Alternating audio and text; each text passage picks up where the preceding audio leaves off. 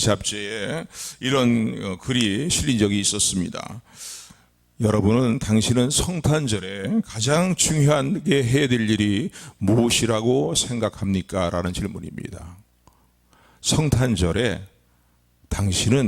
당신이 해야 될 가장 중요한 일은 무엇이라고 생각합니까? 라는 이런 질문에 대해서 미국인들은 지금도 그렇지만요, 성탄절이면 선물을 거의 97%, 95%에서 97% 가까운 사람들이 성탄절에 선물을 주고받는다고 합니다. 그래서 성탄절에 해야 될 일은 어떤 일이냐? 그건 선물을 준비하고서 선물을 주고받는 것이다. 가장 사랑하는 이들을 생각하면서 그래서 선물을 정성껏 준비해서 선물을 주고받는 것. 이게 성탄절에 해야 될 가장 중요한 일이라고 일수리에 이제 이런 답변이 나왔습니다. 또 어떤 사람들은 파티하면서 즐거운 시간을 보내는 것이다. 다양한 많은 나름대로의 생각과 의견들이 이제 나왔던 것을 볼 수가 있습니다. 여러분들은 어떻게 생각하십니까? 성탄절에 여러분들이 해야 될 가장 중요한 일들은 무엇인지, 다시금 바르게 정립하고 더 온전하게 세워 나가야 될 일들이 무엇이라고 생각하십니까?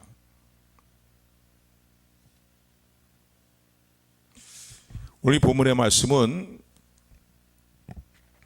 동방지역에서 이제 박사들이 하늘에 이상한 징조를 보여주는 그런 별이 나타난 것을 보고서 그 별을 따라서 이제 그 동방지역 하면 페르시아 지역으로 대체적으로 생각을 합니다. 그 지역으로부터 먼 거리를 우리나라까지 교통편이 발달되는 그런 상황도 아니고 모진 위협을 무릅쓰고 심지어는 죽음까지 무릅쓰고서 와야 될 먼 여정이라고 볼 수 있는데, 별을 따라서 먼 여정을 따라서 이제 유대 땅 베들레헴까지 오게 됩니다.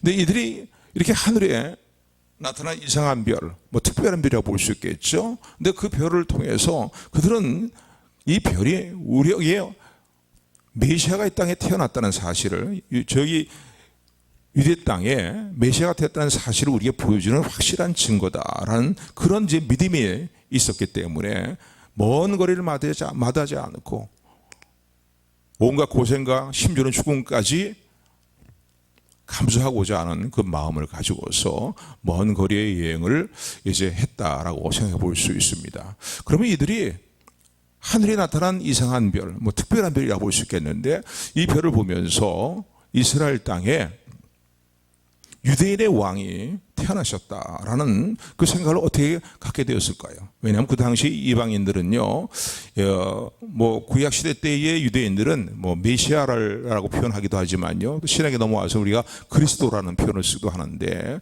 유대인의 왕이다라는 표현을 쓰게 될 때에 이방인들은 바로 저들이 기다리고 있는 메시아를 의미하고 그 메시아가 곧 유대인의 왕이다, 이런 생각을 갖고 있었습니다.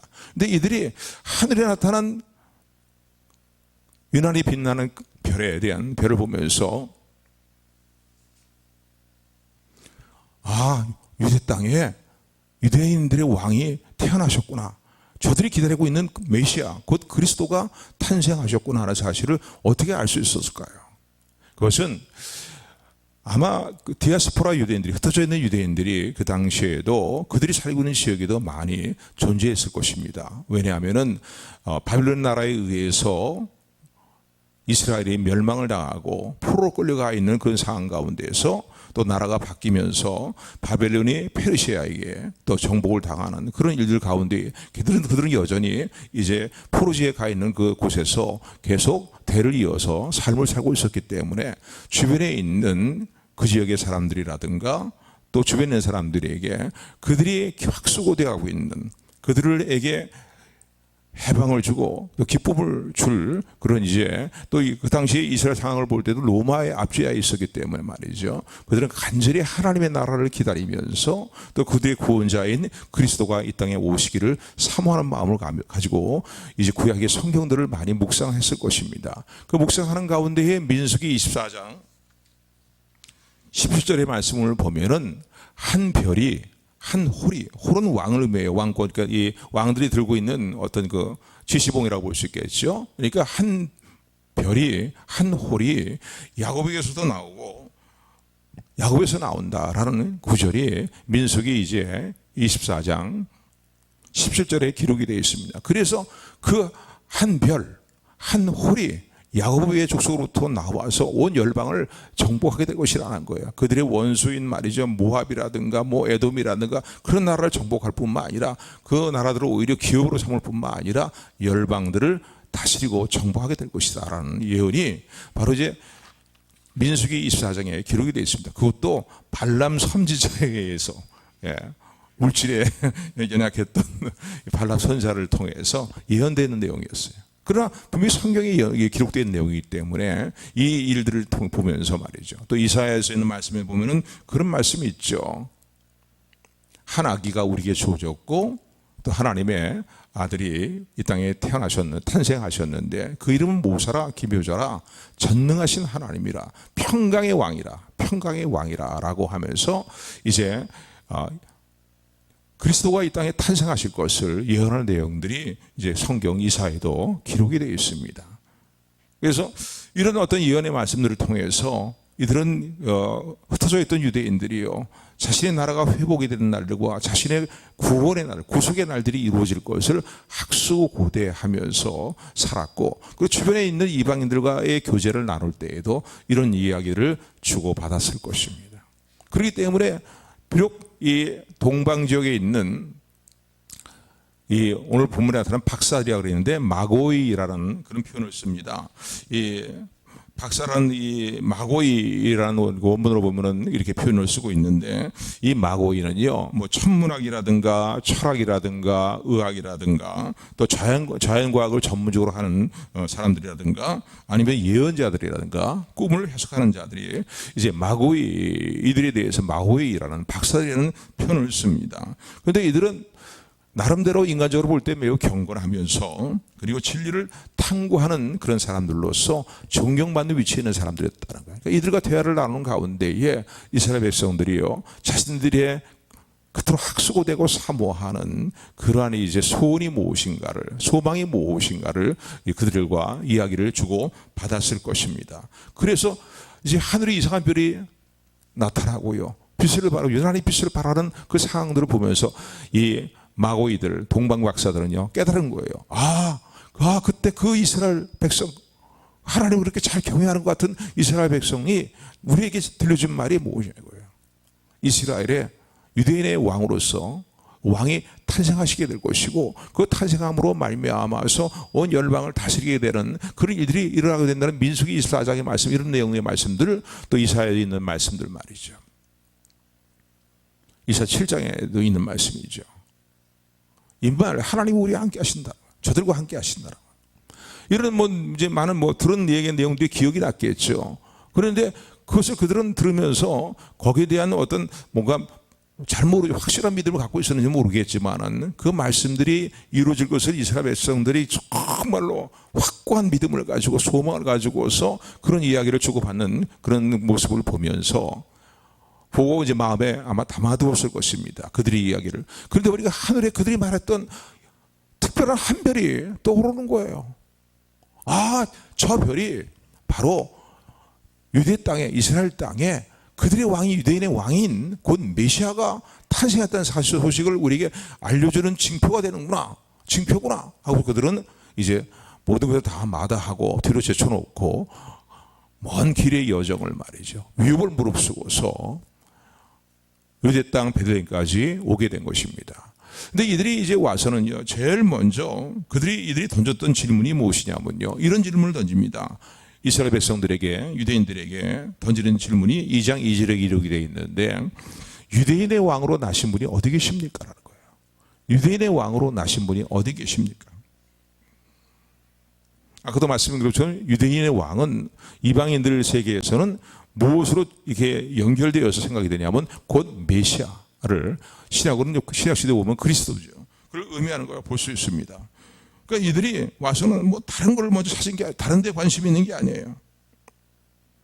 유대인의 왕으로 나신 이가 어디 계시냐. 우리가 그분을 뵈러 왔다는 거예요.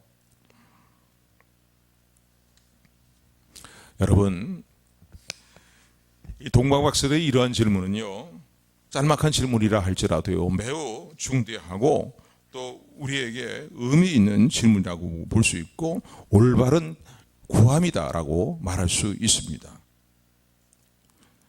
아까도 말씀드린 것처럼요, 그 유대인의 왕으로 나신 분은요, 이사야 9장 6절의 말씀이라든가 또는 이 미가서 5장 2절의 말씀이라든가 구약에 기록되어 있는 그 모든 말씀들을 보게 될 때에 예수님이 탄생하실 것을요, 이 땅에 오실 것을 이제 구체적으로 예언된 내용들이 있거든요. 그러니까 이들은 바로 예수님이 왕이라는 사실을 믿고 그리고 유대인의 왕으로 나신 이가 어디 계십니까? 라고 예수님을 찾던 것을 우리는 생각해 볼 수 있습니다. 여러분, 예수님은요, 이 땅에 왕으로 오신 분인 것을 믿으시기를 주님으로 축원을 드립니다. 우리가 잘 알고 있는 것처럼 우리의 죄를 대속하시기 위해서 예수님이 이 땅에 오셨죠. 예수님이 탄생하셨을 때에 예수님에 대한 거룩한 이름에 대해서 하나님은 천사들을 통해서 수태고지를 알리시면서 이름을 알리십니다. 바로 아들을 낳으리니 처녀가 잉태해서 아들을 낳을 것이라는 이사야 말씀에 근거해서 그 아들이 낳게 될 것인데 그 이름을 예수라 하라, 또 임마누엘 하라고 그렇게 말씀합니다. 그러니까 예수라는 이름은요, 임마누엘 이름과 연결되는 동일한 의미를 갖고 있다는 사실을 기억하시길 바랍니다. 그러니까 그리스도가 이 땅에 오셔서 이루실 일이 무엇입니까? 우리의 죄를 대속하시는 거예요. 자기 백성을 저들의 죄에서 건져내시기 이 땅에 오셨을 뿐만 아니라 영원토록 자기 백성들과 함께 하시기 위해서 이 땅에 오셨다는 사실을 기억하시기를 주님으로 축원을 드립니다. 이사야서 9장 6절의 말씀 보면요, 이는 한 아기가 우리에게 낳고 한 아들을 우리에게 주신 바 되었는데 그 어깨에는 정사를 메었고 그 이름은 기묘자라 모사라 전능하신 하나님이라 영존하신 아버지라 평강의 왕이라 할 것입니다. 하나님께서 이 땅에 탄생하게 하시는 한 아기, 그 아기가 곧 어떠한 존재인가에 대해서 이미 이사야를 통해서 하나님이 말씀하신 내용이죠. 그런데 그 내용을 보게 되면 전능하신 하나님이다, 영존하신 아버지다, 평강의 왕이다 라고 이렇게 표현을 합니다. 그러니까 예수님께서 평강의 왕으로서 그리고 아버지의 모든 것을 우리에게 알려주시기 위해서, 보여주시기 위해서 이 땅에 오신 우리의 영원한 왕이 되심을 믿으시기를 주님을 축원을 드립니다.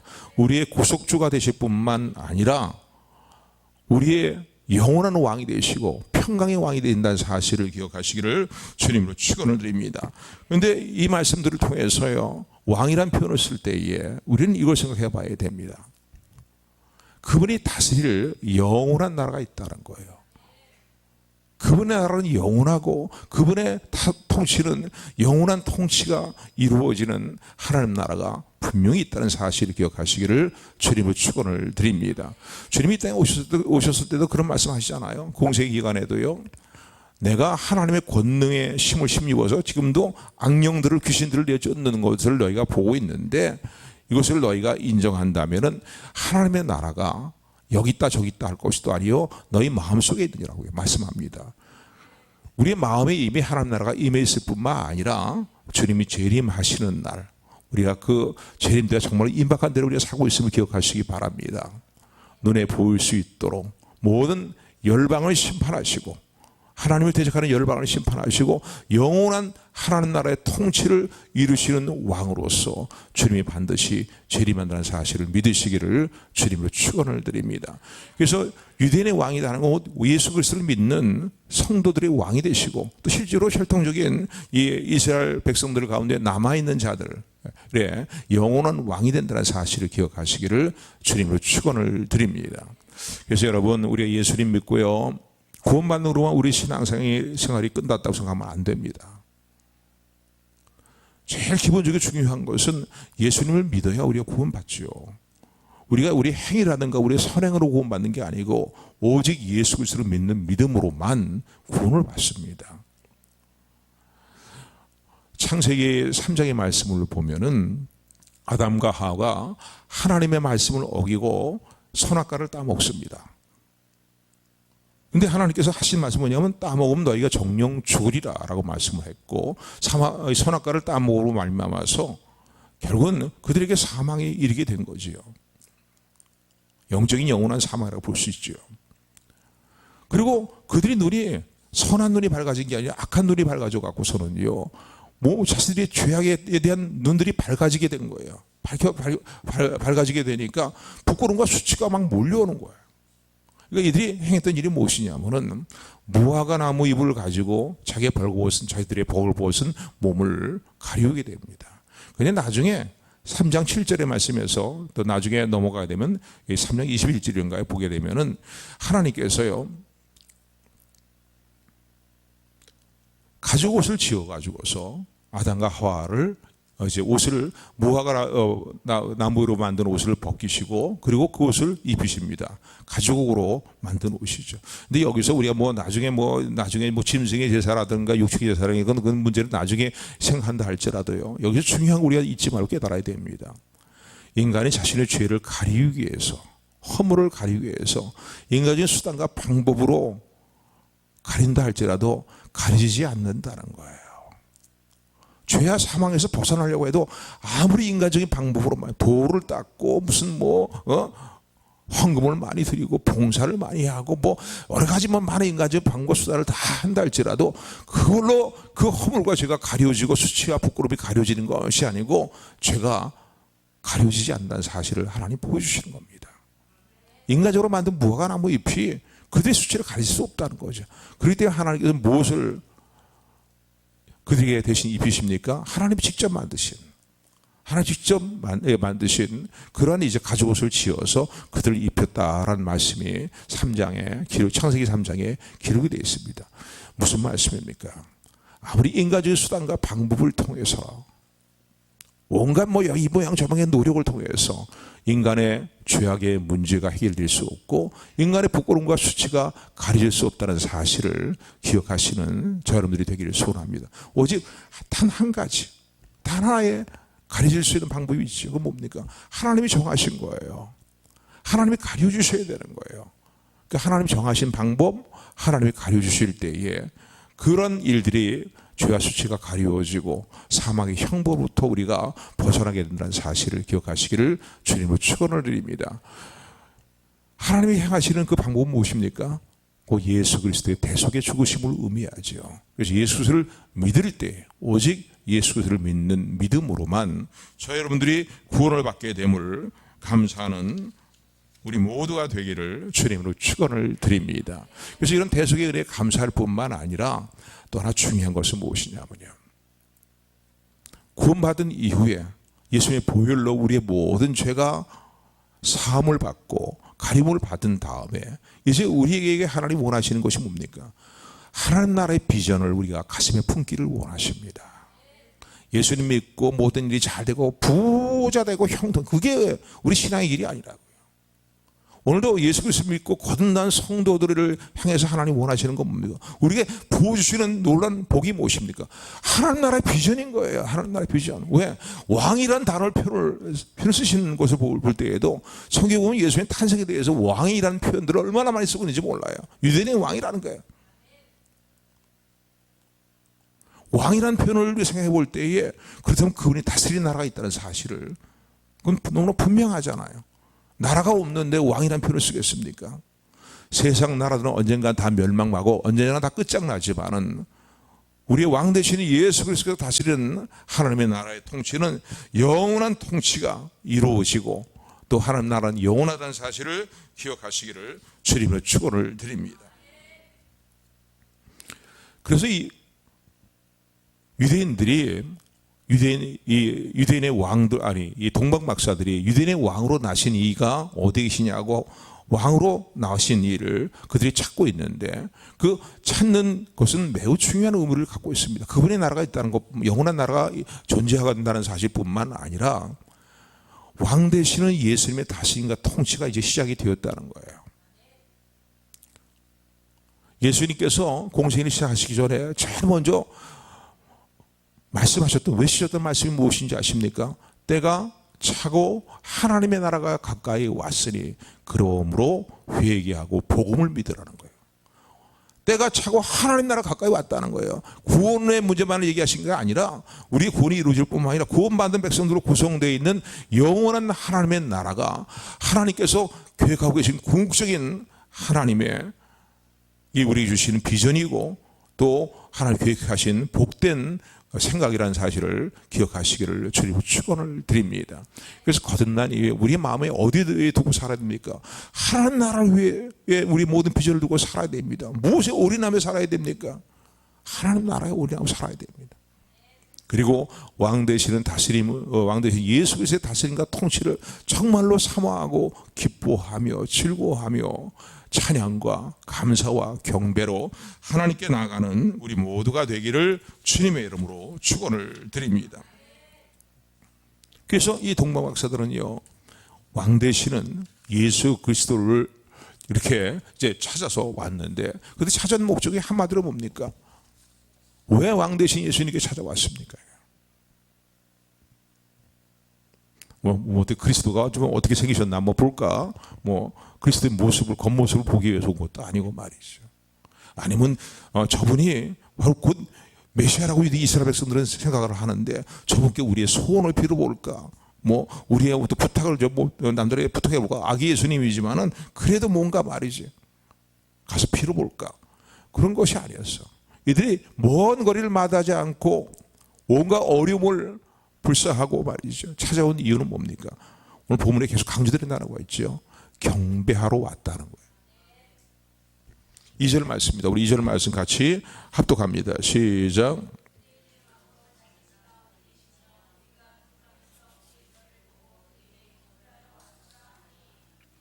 아멘, 아멘. 여러분, 성탄절이 우리가 해야 될 일이 무엇인가를 여기서 분명히 우리 깨닫게 됩니다. 성탄절날 우리가 해야 될 일이 뭐겠습니까? 가장 중요히 여기고 또 마음을 쏟고 또 흐트러졌던 우리의 어떤 자세를 새롭게 해야 될 일이 무엇이겠습니까? 그건 하나님을 경배하는 거예요. 주님을 경배하는 일인 거예요. 예배하는 일인 거예요.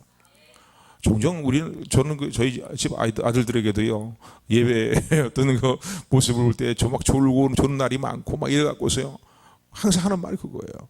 신앙생활의 제일 첫 번째는 하나님을 바르게 예배하는 것이다. 경배하는 것이라는 거예요. 더구나 성탄절에 해야 될 정말 무엇보다 중요한 일이 무엇이겠습니까? 다시 또 정립하고 살펴봐야 될 일이 무엇입니까? 우리 주님을 경배하고 예배하는 우리의 마음의 중심과 자세를 다시 한번 돌아보는 저와 여러분들이 되기를 주님으로 축원을 드립니다. 하나님을 예배하는 일에 우리가 정성을 얼마나 드리느냐, 우리의 마음을 얼마나 쏟느냐, 얼마나 하나님을 예배하는 일을 사모하고 기뻐하는가 말이에요.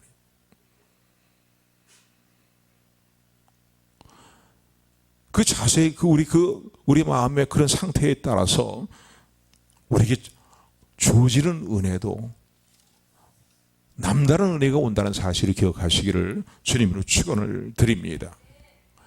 그러니까 한때는요, 한 10여 년 전부터 이제 중국에 전도의 문이 열리고 또 선교사들이 들어가는 분들이 열리고 막 이래 갖고서는요, 한창 중국이 말이죠, 영적으로 막 새로워지는 그런 때가 있었습니다.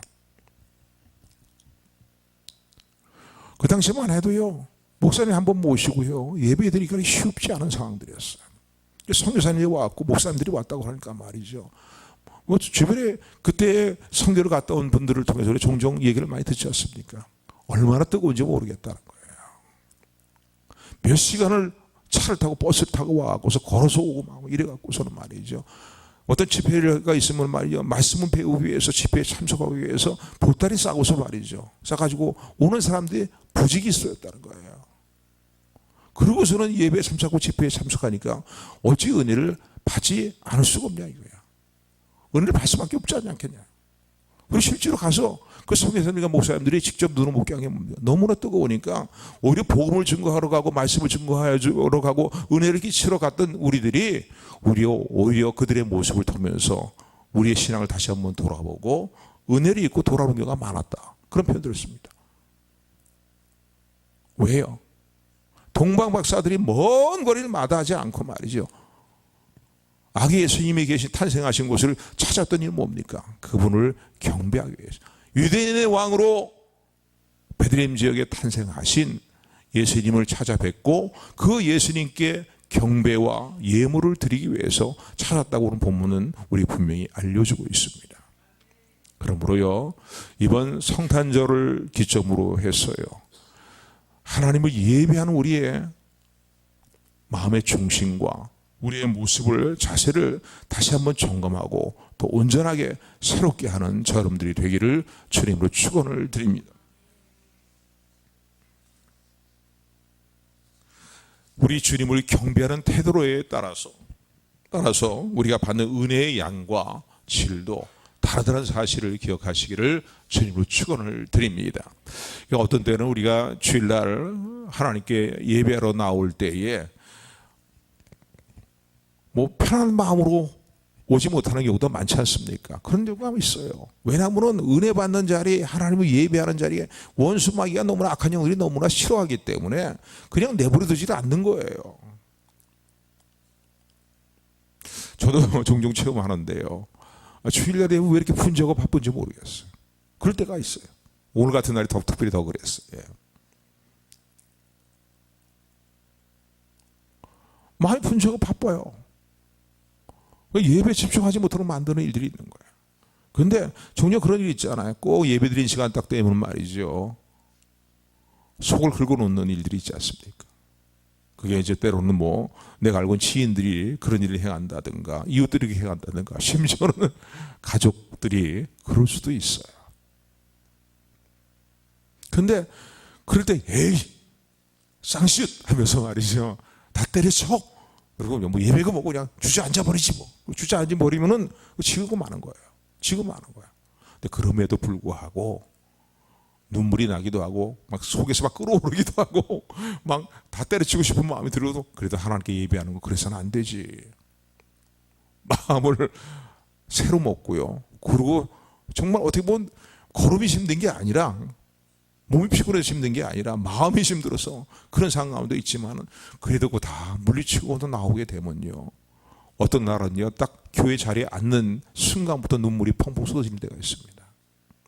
가슴이 울컥해지고요, 마음이 울컥해지면서요, 또 예배 드리면서 느껴지는 게 뭡니까? 오히려 나를 방해했던, 회방했던 주변의 사람들이 긍휼히 여기는 마음이 더 일어나게 되는 거예요. 어떠한 정성을 다하고 마음을 다하고 우리 중심을 다해서 하나님을 예배하는 일에 힘쓰느냐에 따라서 오늘 하나님 우리에게 주시는 은혜도 다르다는 사실을 기억하시기를 주님으로 축원을 드립니다.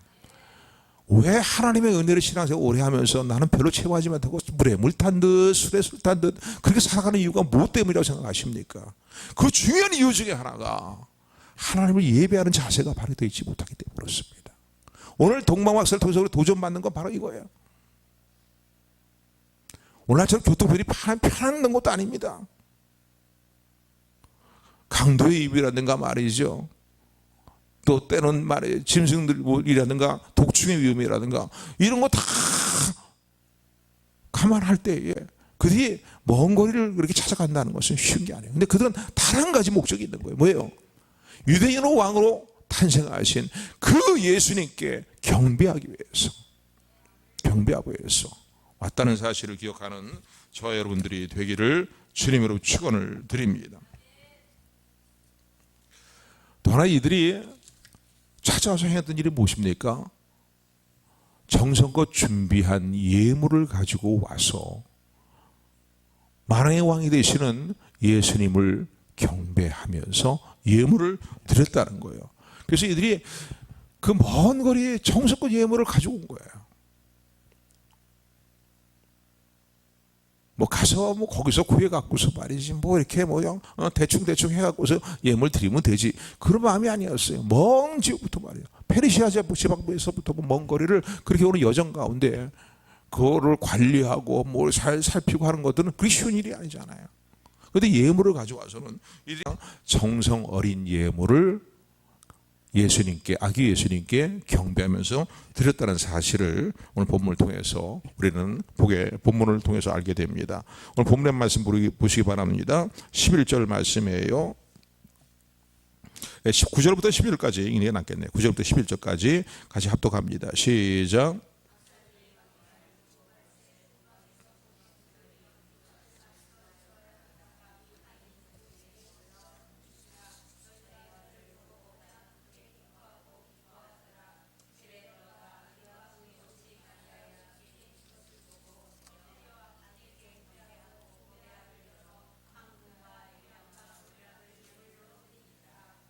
아멘.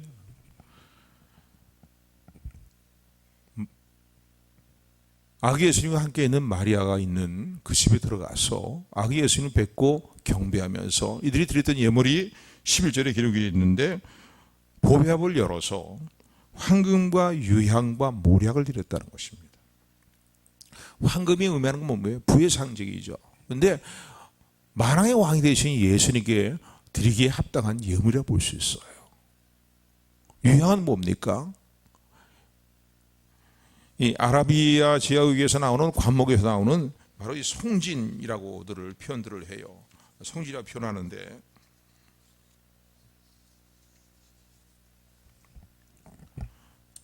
이 유향을요, 구약의 말씀을 보게 되면은 제사장들이 하나님 앞에 제사를 드릴 때에 이 유향을 사용했습니다.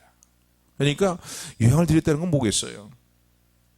영원한 대장이 되시는, 영원한 왕이 되시는 예수님은 황금을 드리는 예물로서 상징으로 생각해 볼 수 있겠고, 또 유향을 드린다는 것은 예수님께서 영원한 대장이 되신다는 그런 어떤 상징적인 의미를 우리가 부여해서 생각해 볼 수 있습니다. 그리고 모략은 뭐예요?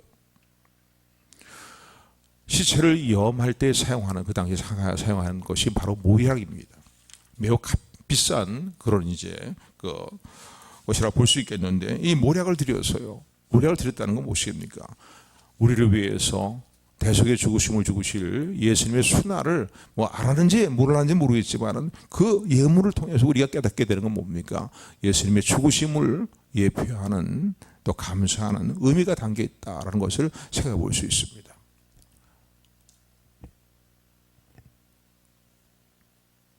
여러분, 예배 생활에 있어서요, 감격이 없고 기쁨이 없는 이유 중에 또 하나 이유는 뭐냐면요, 정성이 부족하고 마음을 다하지 못하고, 그뿐만 아니라 하나님께 드리는 일이 너무 인색한 것도 그럴 때에 우리의 어떤 예배의 기쁨과 감격이 없는 중요한 이유 중에 하나라고 볼 수 있습니다. 하나님은 액수가 많은 걸 원하시는 하나님이 아니시죠. 과부가 동전 두 렙돈을 헌금교에 넣었을 때에 그 모습을 보시면서 다른 액수가 많이 헌금한 사람들보다 저 여인이 가장 많이 했다. 저 여인은 자기의 생활비에 전부를 헌금하였느니라. 그렇게 주님이 그렇게 말씀하시고, 그러니까 주님이 생각하시는 어떤 판단 기준은요, 우리의 기준과 다릅니다. 꼭 예물 얘기만 얘기하는 게 아니라요, 여러분, 여기에도 우리가 좀 더 이것을 확장해서 이렇게 생각해 볼 수 있습니다. 하나님 앞에 헌신하고자 하는 우리의 마음의 결단이라고 볼 수 있습니다. 그러니까 예배는요, 하나님께 드리는 거예요. 드리는 거예요. 우리 찬양을 드리고 우리의 경배를 드리고, 그리고 하나님에 대해 감사하여서 우리에게 귀한 것들을 하나님께 기쁨으로 드리는, 그러니까 꼭 물질만 얘기한다고 생각하시면 안 됩니다. 뭔가 하나님께 드려지는 것이 있어야 돼요. 근데 하나님 가장 원하시는 건 뭡니까? 우리의 헌신을 원하십니다. 헌신을.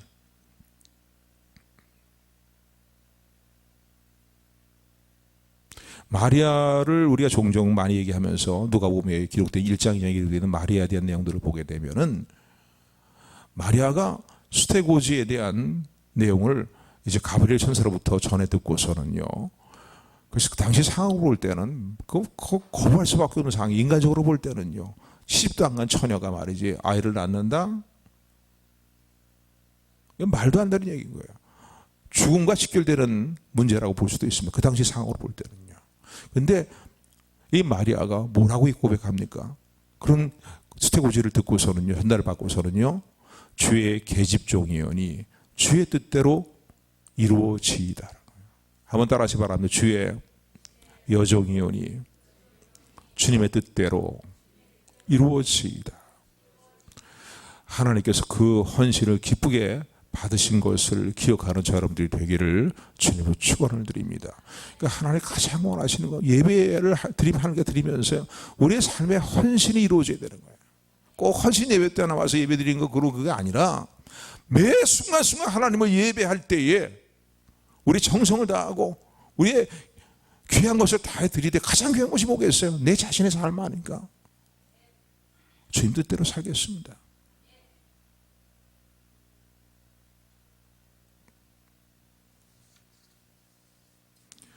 그런데 이런 것이 없으니까요, 우리 예배에 감격이 없어요. 기쁨이 없어요.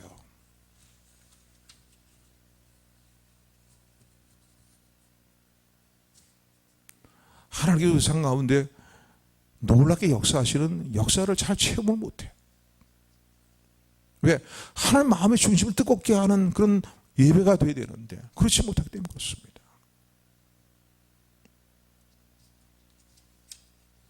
여러분, 성탄절은 이라는 크리스마스라고 우리가 표현을 하는데, 크리스마스라는 이 단어는요 합성어입니다. 어떤 합성어냐면요, 그리스도라는 그런 단어와 그리고 축제를 의미하는 마스의 합성어입니다. 그러니까 이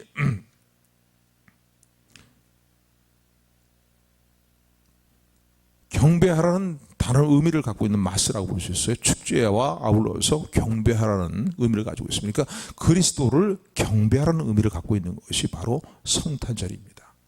성탄절이라는 합성어가 갖고 있는 의미라고 볼 수 있습니다. 오늘 이 성탄절을 맞이해 이제 성탄절인데요, 맞이하여서 오늘 여러분들이 하나님을 경배하고 예배하는 삶의 모습을 다시 한번 돌아보는 여러분들이 되기를 주님의 축원을 드립니다. 꼭 이렇게 모여서 예식적으로 드리는 예배뿐만 아니라 로마서 12장의 1절을 보게 되면 너희 자신을 살아있는 제사로 하나님께 드리라고 말씀합니다. 아멘. 무슨 말씀입니까? 헌신의 여세를 다시 한번 돌아보고, 그리고 하나님 받으실 만한 삶을 내가 지금 살고 있는 다시 한번 돌아보면서 매 순간순간 나의 마음을 다하고 정성을 다하고 중심을 다해서 기쁨으로 나의 실력을 다해서 하나님을 예배할 뿐만 아니라 경배할 뿐만 아니라 하나님의 성을 높일 뿐만 아니라 우리의 생활 속에서도 하나님께 우리 삶을 드리는 살아있는 제사로 하나님께 영광을 돌리는 저와 여러분들이 되기를 주님으로 축원을 드립니다. 아울러서 아까도 말씀드렸지만요, 예수님 우리의 왕이 되십니다. 거듭난 이후에 우리가 왕 되시는 예수님을 따르는 데 있어서 가장 중요한 것이 뭐겠어요? 하나님의 나라를 생각해야 되는 거예요. 하나님의 나라를요, 그분의 다스림 있는 그 영원한 나라를 사모하고, 이미 우리 안에 와 있잖아요. 주님이 재림하실 때 눈에 나타나도 확연히 드러날 그 하나님 나라를 사모하면서 하나님을 경배하며 헌신의 삶을 살아가는 우리 모두가 되기를 주님의 이름으로 축원합니다. 축원합니다.